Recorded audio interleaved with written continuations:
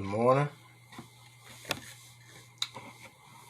My name is Philemon again with the Taylorsville Road Church of Christ, and hope that you all are doing well this morning. Hope that you have had a good week so far. Lord willing, we'll have a even better week or a better day today, and a better day tomorrow, and the rest of this week. I'm thankful that you decided to tune in on this morning. This morning's lesson is going to be coming from the book of Philemon,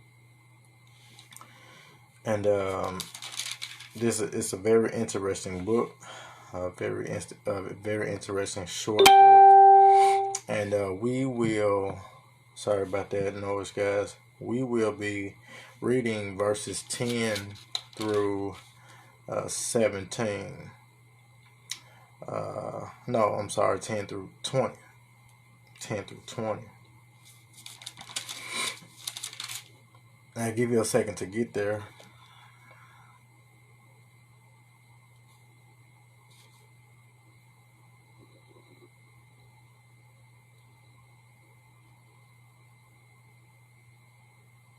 All right, Philemon, the book of Philemon, verses 10 through 20 reads as follows. I appeal to you for my son Onesimus, whom I have begotten while in my chains, who once was unprofitable to you, but now is profitable to you and to me.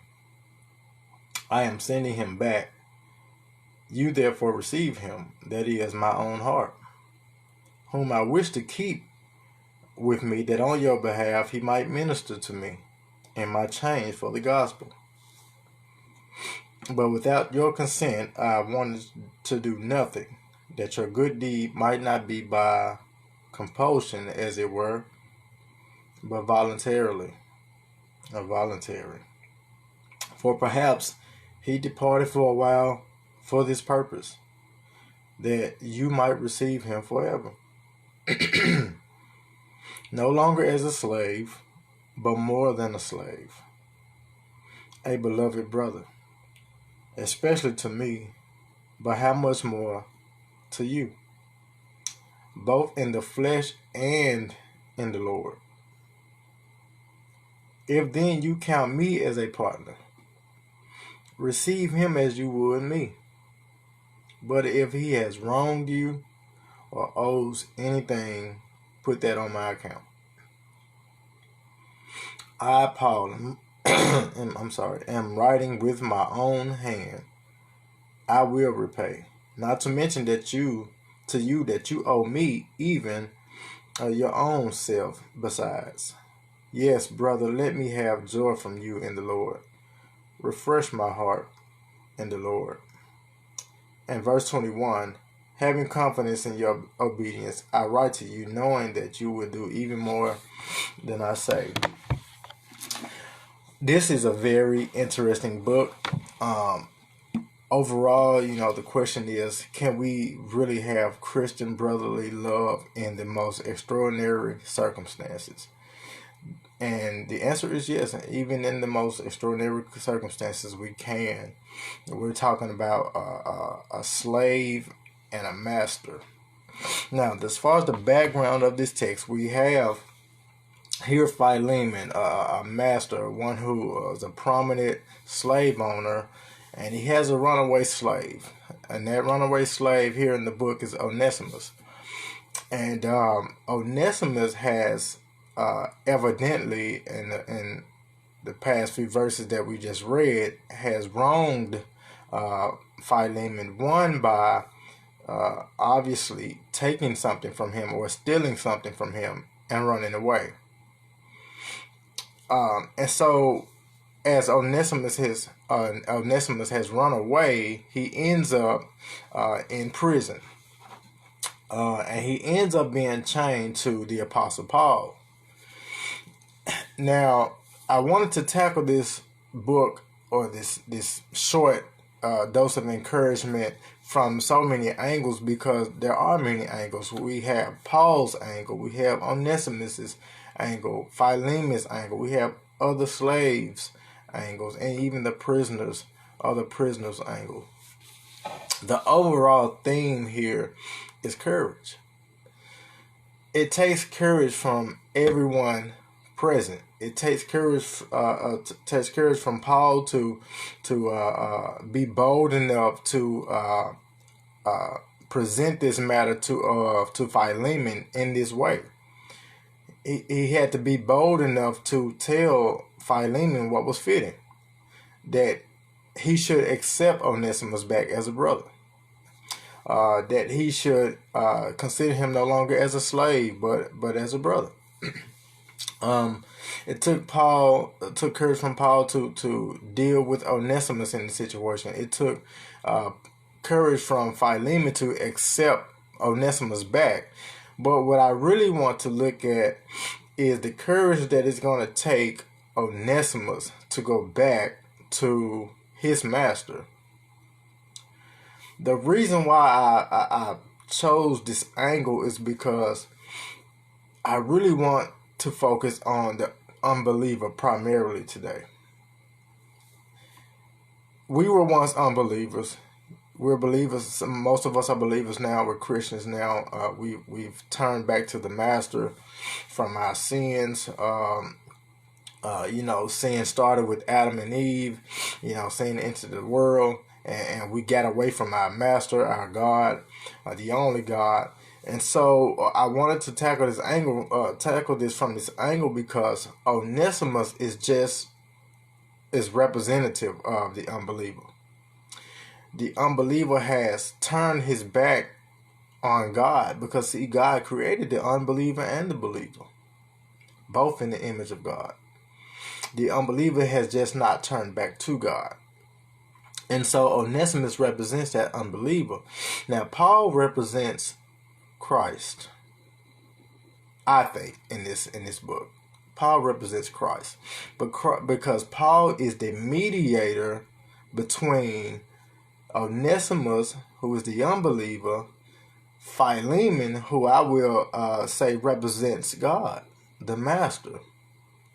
And Paul is here directing this whole thing in this process, getting Philemon back, or Onesimus, the courage to go back to his master and pleading to the master to receive the unbeliever. And so what I wanted to focus on is how it takes so much courage for the unbeliever to go back to his master. Out of the unbeliever has been a slave to sin. He has done so much wrong. He, she, whatever. He has done so much wrong. He has taken things into his own hands. He has found himself in a bottomless pit. He's found himself in a prison of chains, and bound to this world. And for the unbeliever to have enough faith to accept guidance from a total stranger, and for that unbeliever to take that advice, take that guidance, and say, you know what, I'm going to go in the direction that you advised me to go. I'm going to go back to my master.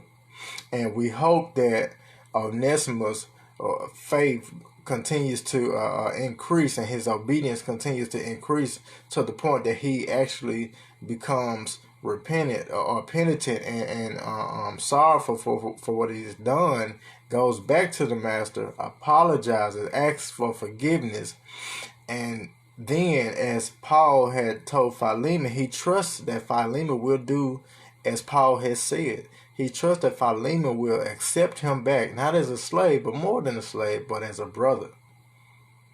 And so, if Onesimus just goes back to the master, if the unbeliever goes back to the Father, as Christ has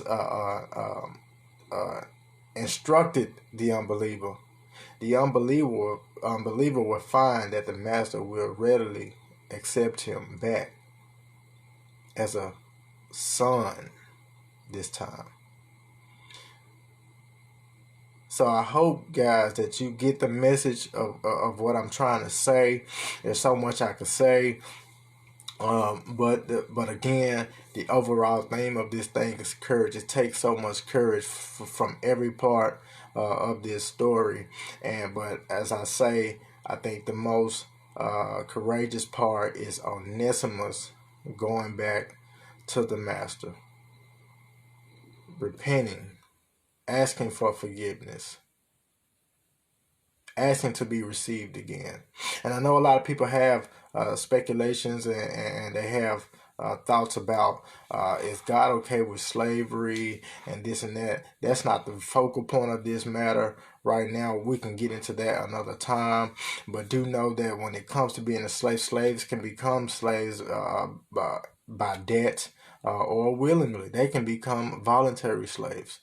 They may become slaves in order to pay back a debt. But that's not the focal point. The focus here is that the slave did wrong to the master, and now the unbeliever has to get back to the master and ask for forgiveness. But the master, as I said earlier, is going to take courage on behalf of Philemon, because Philemon has to have enough courage to accept Onesimus back. And like I said earlier, as far as the audience, we have other slaves that are going to be seeing this. We have prisoners that's in the prison with Paul and Onesimus that are seeing what's going on with Paul and Onesimus' situation.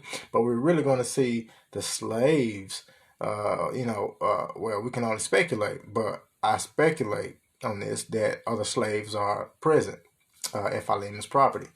Now, with that being said, Philemon has to have enough courage to accept him back as a brother in view, or in a view in sight of the other slaves. He might fear that if he accepts Onesimus back, other slaves might have the courage to take from him or to do wrong and run away themselves.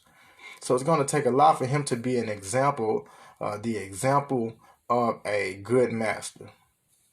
But anyways, guys, I can go on forever. I just hope that you get the gist of what I'm trying to say. I hope that you've been comforted by this message. I hope that your heart has been guarded. And if you're not a believer, I just plead with you that you become a believer. Get back to the master. He is willing to forgive you. Unlike the man in this world, the true father, the true spiritual father will truly accept your plea for forgiveness, and you will become a son of God through obedience and through baptism. And so I pray that you, if you have any questions, any requests, please reach out to the Taylorsville Road Church of Christ at any time. And if you are dealing with any type of situation, any struggles as a Christian, as a believer, please feel free to reach out to us at any time. I pray that you guys have a good rest of your day. God bless.